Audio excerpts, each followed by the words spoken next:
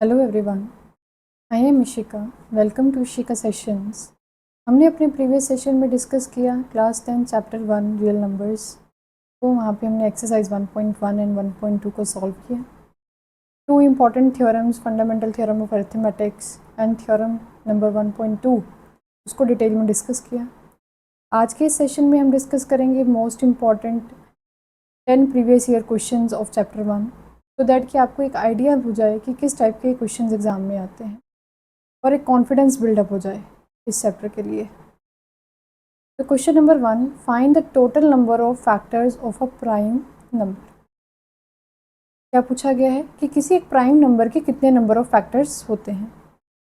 अब basically prime number क्या होता है? प्राइम नंबर वो नंबर होता है which are divisible by 1 and the number itself, right, जो 1 से डिवाइड होता है या फिर खुद से डिवाइड होता है। एग्जाम्पल देख लें। हमने एग्जाम्पल लिया 29। तो 29 या तो 1 से डिवाइड होता है या फिर खुद 29 से डिवाइड हो पाता है। तो 29 के दो ही फैक्टर्स हैं, 1 एंड 29। अदर कोई नंबर ले लेते हैं, प्राइम नंबर 37। 37 को देखा जाए तो वो भी 1 से डिवाइड होता है या फिर 37 से डिवाइड होता है। तो इसके पास भी क्या है? दो ही फैक्टर्स हैं। तो प्राइम नंबर के पास बेसिकली दो ही फैक्टर्स होते हैं, 1 एंड द नंबर इटसेल्फ। तो total number of factors of a prime number is 2। तो इस क्वेश्चन का आंसर क्या हो जाएगा? 2। क्लियर कि प्राइम नंबर के पास दो ही फैक्टर होते हैं, 1 and the number itself. Clear? ठीक है, देखिए next question, question number 2, find the sum of exponents of prime factors in the prime factorization of 196। 196 की प्राइम फैक्टराइजेशन में जो प्राइम्स इन्वॉल्व होंगे उनकी एक्सपोनेंट्स का सम निकालना है। अब एक्सपोनेंट्स का मीनिंग क्या होता है? एक्सपोनेंट का मीनिंग होता है पावर। क्लियर? फॉर एग्जांपल मैंने लिखा 2⁻⁷, तो यहाँ पर एक्सपोनेंट ऑफ 2 इज 7। ठीक है, तो आप 196 की पहले क्या करोगे? प्राइम फैक्टराइजेशन करोगे, उसमें जो प्राइम्स आएंगे उनकी पावर्स का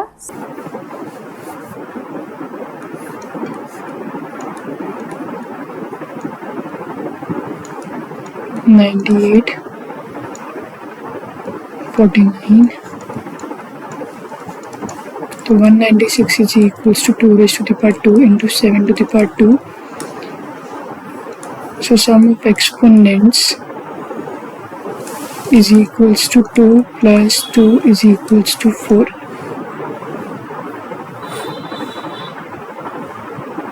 So answer is 4.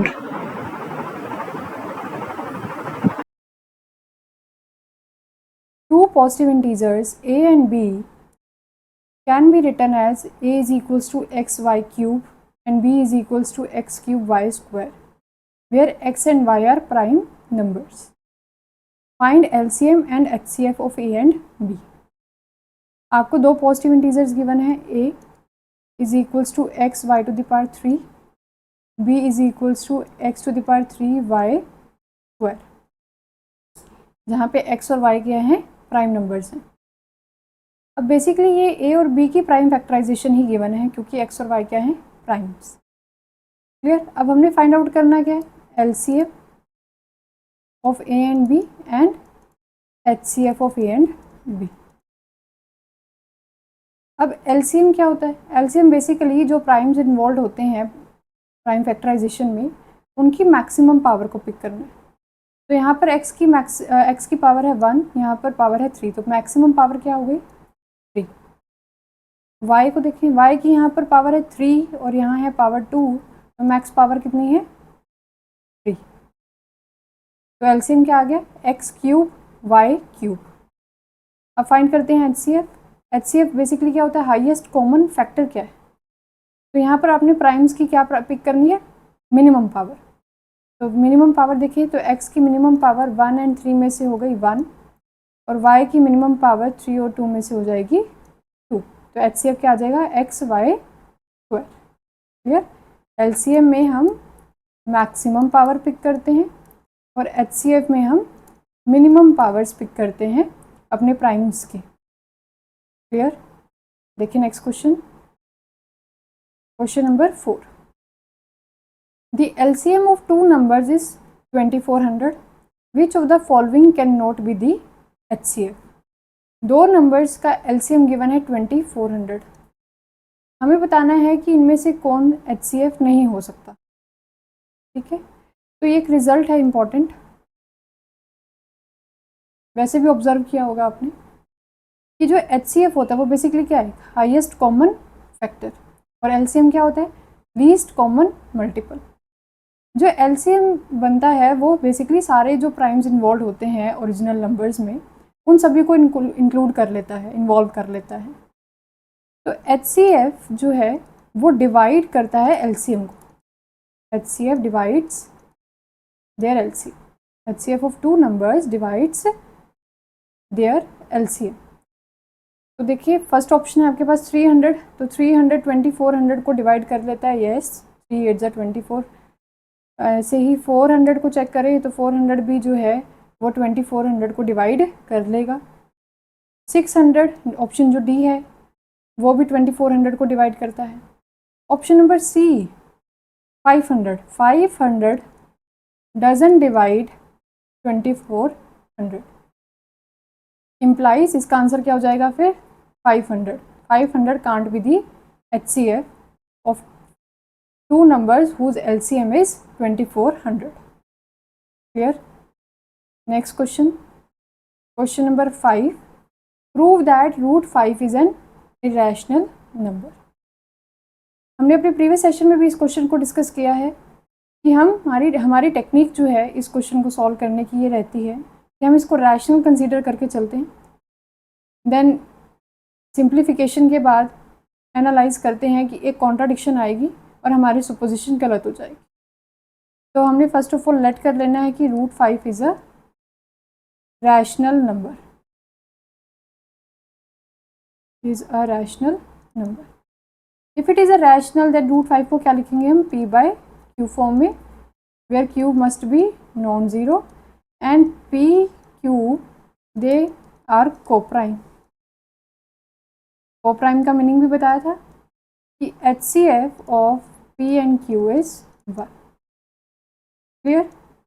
Now cross multiplication करेंगे, root 5Q is equals to P, squaring both sides, 5Q square is equals to P square. अब P स्क्वायर क्या है, मल्टीपल ऑफ 5, मल्टीपल है 5 का तो 5 से क्या हो जाएगा, divide, implies 5 divides P square. फिर थ्योरम 1.2 को याद करें, थ्योरम 1.2 क्या कहती थी, if P is a prime number, statement remind कर रहे हैं कि P यदि एक प्राइम नंबर है and P divides A square, if P is a prime number P divides A square then P divides A। Clear? तो 5 एक prime number है ना, 5 क्या कर रहा है, P स्क्वायर को डिवाइड कर रहा है, तो बाय थ्योरम 1.2 5 डिवाइड्स P। अब 5 P को डिवाइड कर रहा है तो इसका मतलब क्या होगा, P जो है वो 5 का मल्टीपल है, P is equals to 5K where K is any number. इसको हम इक्वेशन नंबर 1 मार्क कर लेते हैं। अब हम पुट करेंगे value of P in equation 1, put in equation 1, 5Q square is equals to 5K whole square, 5Q square is equals to 25K square.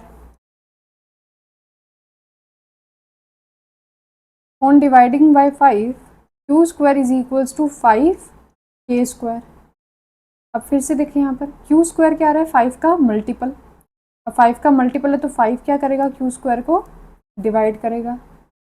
Then by theorem 1.2 5 divides Q। अब हुआ ये कि 5P को भी डिवाइड कर रहा है, 5Q को भी डिवाइड कर रहा है, implies 5 is common factor, 5 is a common factor of P and Q। अब कॉमन फैक्टर मिल गया इसके पास, तो बट हमने क्या कंसीडर किया था कि दे आर कोप्राइम, इनका HCF क्या है, 1 है। This is a contradiction, this is a contradiction. Our supposition is wrong. Our supposition is wrong. हमने suppose क्या किया था? rational. So this implies root 5 is an irrational number. Clear? चलिए next question पे. Next question number 6.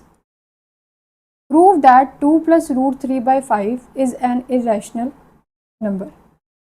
Again technique हमारी same रहने वाली है. फर्स्ट ऑफ ऑल हम इसको रैशनल कंसीडर करेंगे. तो मैंने रैशनल कंसीडर करा तो it can be written in the form of p by q where q must be non zero.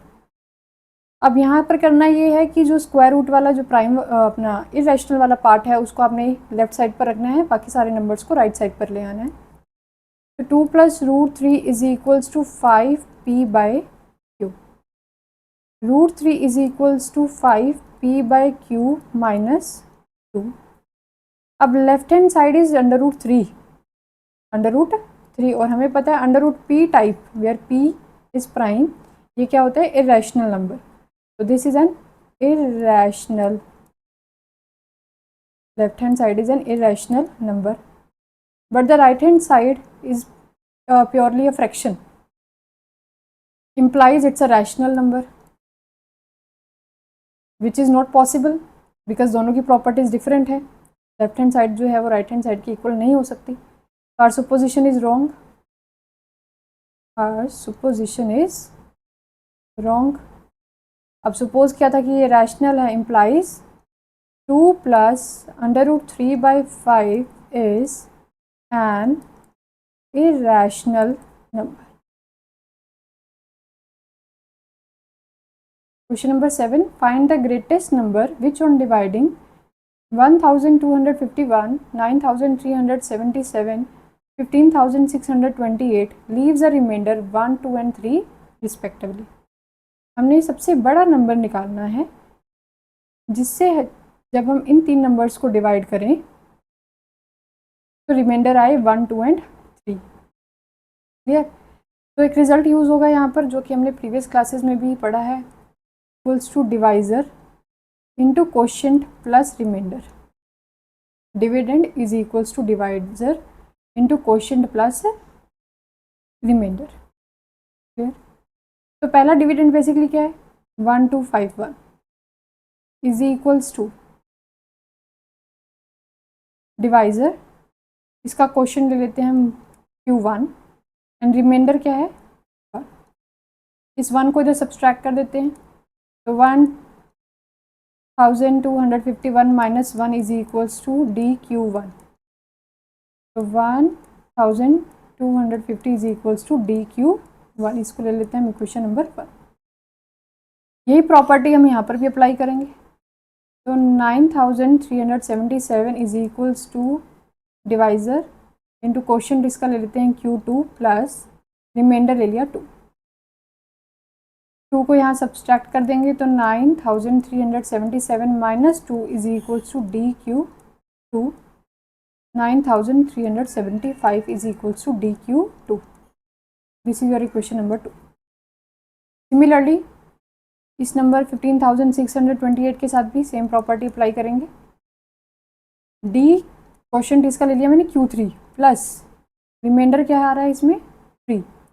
3 को यहाँ पे सब्सट्रैक्ट करते हैं 15628 minus 3 is equals to DQ3. तो 15625 is equals to DQ3. This is your equation number 3.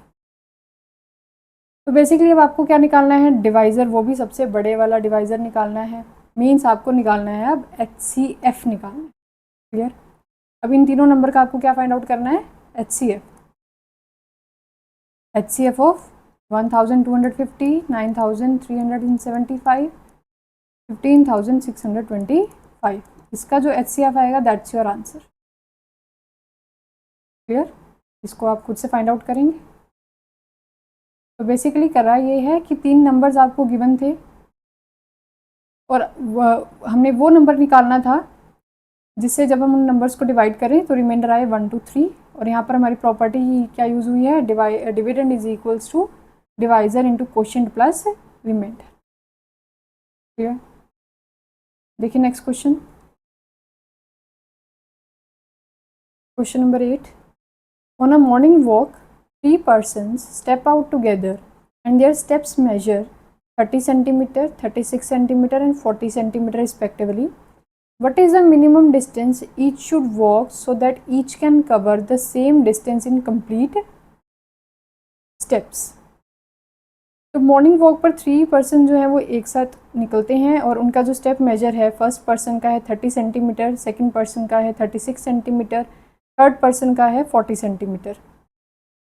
अब हमने क्या find out करना है, हमने फाइंड आउट करना है मिनिमम डिस्टेंस, कि तीनों पर्सन्स को कितना मिनिमम डिस्टेंस वॉक करना पड़ेगा सो दैट कि वो कवर कर पाएँ same distance in complete steps.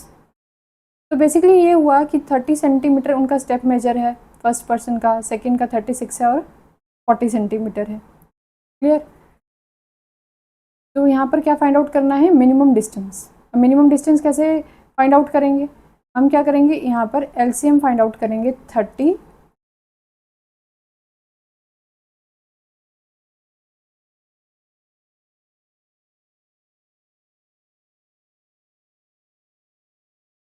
Morning walk पर 3 पर्सन जो है वो एक साथ स्टेप आउट करते हैं और उनका स्टेप मेजर गिवन है आपको। फर्स्ट पर्सन का 30 सेंटीमीटर है, सेकंड का 36 है, थर्ड का 40 सेंटीमीटर है।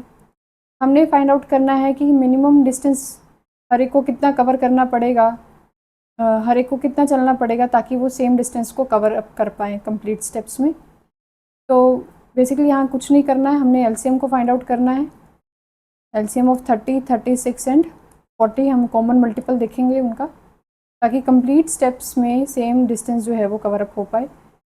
तो पहले करेंगे हम प्राइम फैक्टराइजेशन, 30 की प्राइम फैक्टराइजेशन 3 5 ज़ा 15, 5 5 ज़ा 1। सिमिलरली 36 की कर लेते हैं 18, 3 9 ज़ा 3 3 ज़ा 9।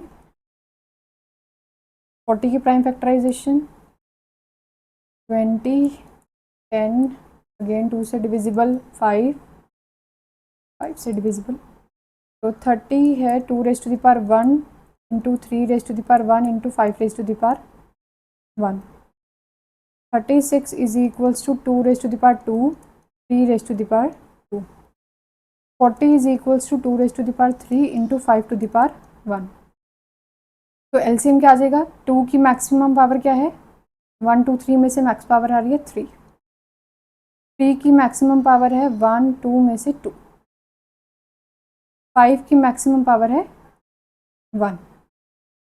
तो 2 raise to the power 3 is 8, 3 square is 9 into 5, 8 9 ज़ा 72, 72 इंटू 5 360। तो 360 centimetre is a minimum distance जो तीनों पर्सन को वॉक करना पड़ेगा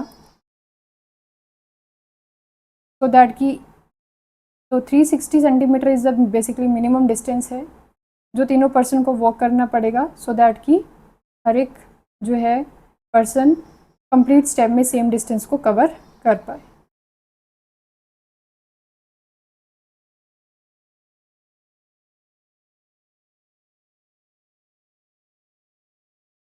Question number 9. If 3 bells ring at intervals of 6, 12 and 18 minutes, if all rang at 6 am, after how many minutes will they ring together again? 3 bells हैं, वो 6, 12 और 18 minutes के interval पर रिंग करती हैं। मतलब पहली बेल 6 पे, फिर सेकेंड वाली बेल 12 मिनट पर, फिर थर्ड वाली 18 मिनट पर। अब सारी जो हैं बेल्स, तीनों बेल्स वो 6 बजे 6 AM पर बजी थी। अब हमने बताना है कि कितने मिनट्स बाद वो दोबारा एक साथ बजेंगी। तो हुआ ये है कि 6 बजे तीनों बेल बजी हैं, first bell, second and third. अब जो फर्स्ट वाली बेल है जो कि 6 मिनट के इंटरवल पर बजेगी, तो इसका मतलब है कि वो बजेगी 6:06 पर, सेकेंड वाली 6:12 पर और थर्ड वाली 6:12 18 मिनट पर बजेगी। ठीक है, तो ये साइकिल चलता रहेगा। जैसे अब ये नेक्स्ट वाली बेल आफ्टर 6 मिनट, 6 के बाद आ जाएगा आपका 12, यहाँ पर 12 + 12 हो जाएगा 24 और यहाँ हो जाएगा 36, ये होगा। अब मुझे बताना है कि वो एक साथ कब बजने वाली हैं। एक साथ मतलब कि मैं देखूंगी अब उनका मल्टीपल, कॉमन मल्टीपल क्या आ रहा है। ठीक है, तो बेसिकली यहाँ पर क्या फाइंड आउट करेंगे, एलसीएम ऑफ 6, 12 एंड 18। तो 6 की प्राइम फैक्टराइजेशन 2 3 ज़ा 6, 3 3 ज़ा 1, 12 2 6 ज़ा 12, 2 3 ज़ा 6, 3 3 ज़ा 1, 18 2 9 ज़ा 18, 3 3 ज़ा 9, 3 3 ज़ा 1। तो 6 है 2 raise to the power 1 into 3 to the power 1, 12 is 2 raise to the power 2 into 3 to the power 1, 18 is equals to 2 to the power 1 into 3 to the power 2। अब एलसीएम फाइंड आउट करने का वे हमें पता है, मैक्सिमम पावर पिक करनी है primes की, तो 2 की मैक्स पावर आ रही है 1 2 और 1 में से 2। 3 की मैक्सिमम पावर देख लेते हैं 1 1 एंड 2, तो मैक्स पावर क्या है 2। 2 raise to the power 2 is 4, 3 square is 9, तो 4 9 ज़ा 36 minutes. So after 36 minutes, they will rank together. Clear? After 36 minutes, they will rank together.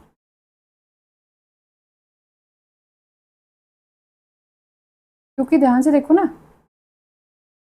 ये नेक्स्ट 6:36 पे बजने वाली है बेल, और यहाँ पर भी मैं 6 6 ऐड करती जाऊँ तो 6:18 पर, फिर 6 ऐड कर दिया 6:24 पर, फिर 6:30 पर, फिर 6:36 पर, तो ये कॉमन आ रहा है आफ्टर 36 मिनट फर्स्ट टाइम जो आ रहा है ना, तो दे विल रैंक टुगेदर।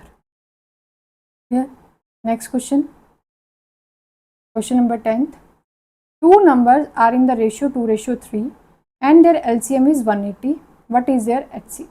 दो नंबर्स जो हैं उनका रेशियो गिवन है 2:3, उनका एलसीएम गिवन है 180, हमने फाइंड आउट करना है HCF।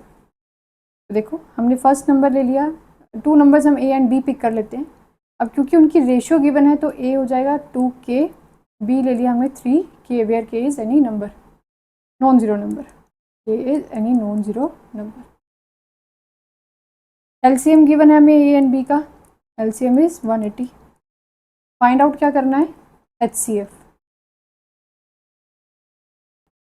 एलसीएम निकालने का वे यही होता है ना, जितने भी प्राइम्स इन्वॉल्व होते हैं वो तो आते ही आते हैं।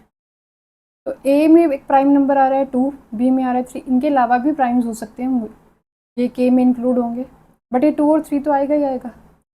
तो LCM is equals to 2 to the power 1 into 3 to the power 1, और ये वाला कॉमन मल्टीपल के भी है तो के भी आएगा, तो बेसिकली ये हो जाएगा 6k, और एलसीएम आपको क्या गिवन है 180, तो k इज इक्वल्स टू 180/6, तो k की वैल्यू आ गई आपके पास 30। अब k की वैल्यू आ गई है तो नंबर्स क्या बन जाएंगे, a is equals to 2 into 30 is equals to 60, b is equals to 3 into 30 90। ठीक है, अब हमें दो नंबर्स पता लग गए हैं। अब ये आप HCF डायरेक्ट भी फाइंड आउट कर सकते हो, नहीं तो हम रिलेशन यूज़ कर लेते हैं, LCM into HCF is equals to product of two numbers. LCM given था 180, HCF फाइंड आउट करना है, प्रोडक्ट क्या आ जाएगी 60 इंटू 90, 6 9 ज़ा 54, 5400, तो HCF is equals to 5400 divide 180, तो दिस इज 30। क्लियर, तो HCF क्या आया इनका 30। ठीक है, तो हमने डिस्कस किए हैं 10 इंपॉर्टेंट क्वेश्चंस, हर एक टाइप का क्वेश्चन हमने डिस्कस कर लिया है। इसी टाइप के क्वेश्चन एग्जाम में आएंगे, तो ध्यान से इन क्वेश्चंस को दोबारा से सॉल्व करो सो दैट कि आपको कंसेप्ट क्लियर हो जाएं और आपका चैप्टर 1 तो एग्जाम पर्पज़ के लिए पूरी तरह से रेडी हो जाए।